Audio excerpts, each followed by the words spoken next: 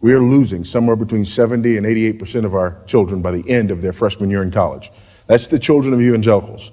Somewhere between 70 and 88% of them have nothing to do with spiritual things by the end of their freshman year in college.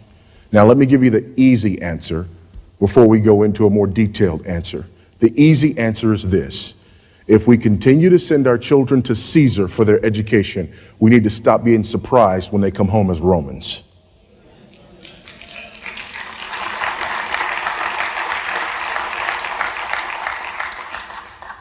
How to see who controls the schools, control the world. Luke chapter 6 and verse 40. A pupil is not above his teacher, but everyone, after he has been fully trained, will be like his teacher. This is the New Testament version of Proverbs 22:6. Proverbs 22:6, train up a child in the way he should go. When he is old, he will not depart from it. The New Testament version of that is right here in front of you. Luke chapter 6 and verse 40. A pupil is not above his teacher, but everyone, after he has been fully trained, will be like his teacher. It's simple. It makes sense. Whoever's your teacher is your discipler. You cannot separate education and discipleship. Whoever is educating our children is discipling our children, which means whoever educates the majority of children is discipling the majority of children. And if the pupil is not above his teacher, and if everyone will ultimately be like his teacher, you see the power of education.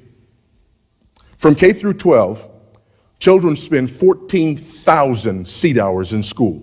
Let me say that again, 14,000 seat hours in school. The average Christian family spends less than 30 minutes per week discussing spiritual matters. Parents who think that a few conversations centered around what did you learn today need to be honest about the usual answer to that question, which is nothing. I hear this all the time.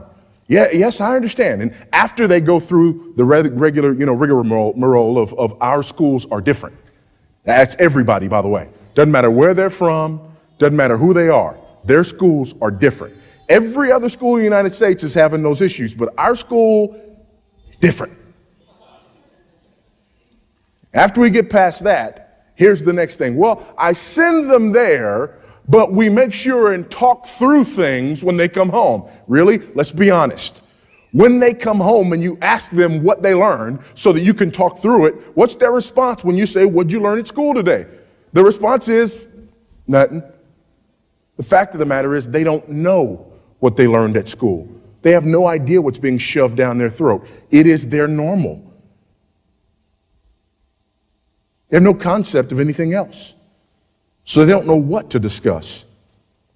Currently, the curriculum in schools is controlled by the government and teachers' unions. Who are we kidding? There's not enough time in the day to compete with the schools for the minds of our children.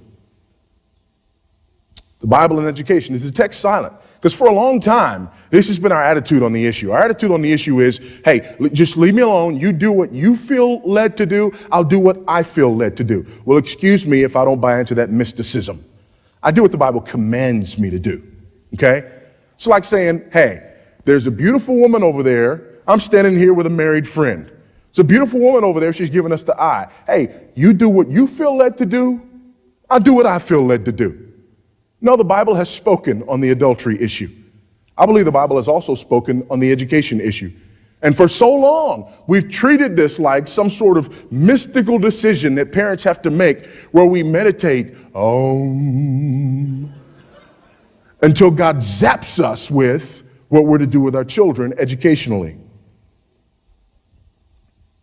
Now, before we look at all these, let me admit something to you. The word school doesn't exist in any one of these.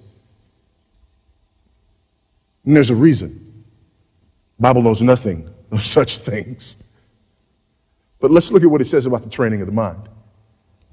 Deuteronomy 6 and 7. These words which I'm commanding you today shall be on your hearts. You shall teach them diligently to your sons, and shall talk of them when you sit in your house, when you walk by the way, when you lie down, and when you rise up. That would be all the time. I had an administrator in a school system in Amarillo, Texas, challenge me on this issue because she's committed to public schools, committed to government education. as a Christian. She's committed to it. We got to have it, and our kids have got to be there. And I mentioned this passage of Scripture, to which she responded, I always thought that meant non-school hours.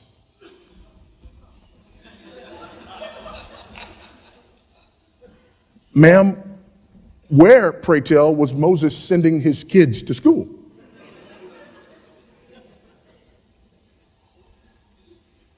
Listen to Psalm 1. Blessed is the man who does not walk in the counsel of the wicked, nor stand in the path of sinners, nor sit in the seat of scoffers. But his delight is in the law of the Lord, and in his law he meditates when? Day and night. He will be like the tree firmly planted by the streams of water, which yields its fruit in its season, and its leaf does not wither. And in whatever he does, he prospers. The wicked are not so, but they are like the chaff which the wind drives away. Therefore the wicked will not stand in the judgment, nor sinners in the assembly of the righteous. For the Lord knows the way of the righteous, but the way of the wicked will perish. Proverbs 1:7, the fear of the Lord is the beginning of knowledge. Fools despise wisdom and instruction. Romans 12:2, listen to this. Do not be conformed to this world, but be transformed by the renewing of your mind, so that you may prove what the will of God is, that which is good and acceptable and perfect. Look at 2 Corinthians 10:5. We are destroying speculations and every lofty thing raised up against the knowledge of God. We are taking every thought captive to the obedience of Christ. Is math a thought? Is science a thought?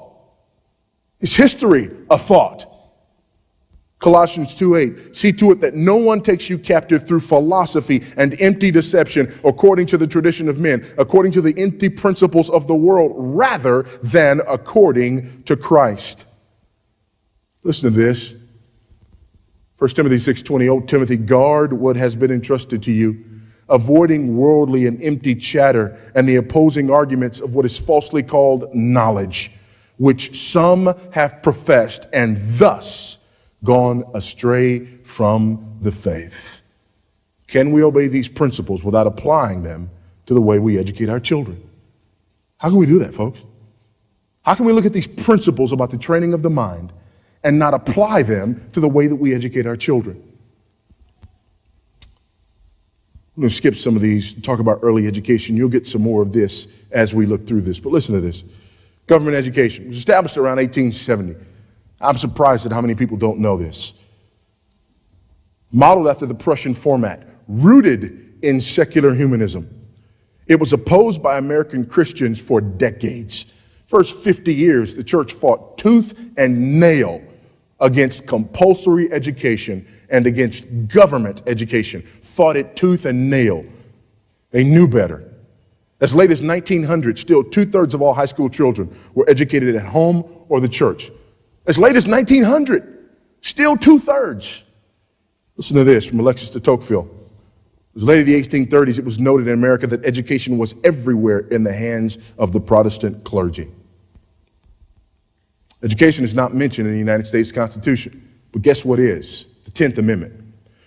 The powers not delegated to the United States by the Constitution, nor prohibited by it to the states, are reserved to the states respectively or to the people. What does that mean? I'll tell you what it means. The federal government has no constitutional jurisdiction over education. People with a Christian worldview, 11 times less likely to condone adultery, 15 times less likely to believe homosexuality is acceptable, 18 times less likely to condone drunkenness, 31 times less likely to condone premarital cohabitation, and 100 times less likely to endorse abortion. What are we always pounding the pulpit about? This list. Why are we always pounding the pulpit about this list? Because people don't have a Christian worldview. If they had a Christian worldview, we'd be pounding the pulpit about something else. But because 90% of the people who call themselves Christians don't have a Christian worldview, we have to constantly remind them to act like what they are not. Nehemiah Institute has been conducting the Peers test for decades. It tests worldview. What does that test look like? Here's the breakdown of the scale of the Peers test. Anything from 70 to 100 is called biblical theism. That's what they would expect Bible scholars and professors to score.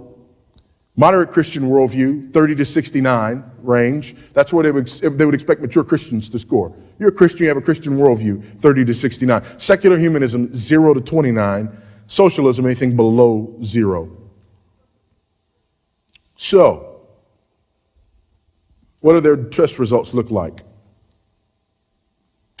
Biblical scholars average 87.8, just where you would expect, between the 70 to 100 range. Humanists average negative 45, just where you would expect. Christian school faculty, these are folks who teach in your average Christian school, high school. They average 52.9, again, where you would expect them between that 30 and 69 range. Homeschool students average 48.6, just behind Christian school faculty. Christian students in Christian schools average 27.8, which is just below the moderate Christian worldview, seeping into the secular human worldview. Now, what's the problem there? Here's the problem. It's not true with all Christian schools, but it boggles my mind. Christian schools actually brag about the fact that they have certified teachers. Certified by whom? The state, Caesar. So Christian schools are out there going, hey, Caesar approves of our teachers. Christian students in public school average 7.9 on the Pierce test. The low end of secular humanism falling into Marxist socialism. I don't write the mail, I just deliver it. A couple of charts. Since 1988, 90% of Christian students who have taken the Pierce test have scored below the moderate Christian worldview level. 90%. 90%. The children most likely to remain in the faith of their parents, those educated at home. We're currently losing 75 to 88%, between 70 and 88% of young people by the end of their freshman year in college. Homeschool students remain in the faith of their fathers all the way through college, according to NARI, at a rate of 90 to 95%. Again, I don't write the mail, I just deliver it.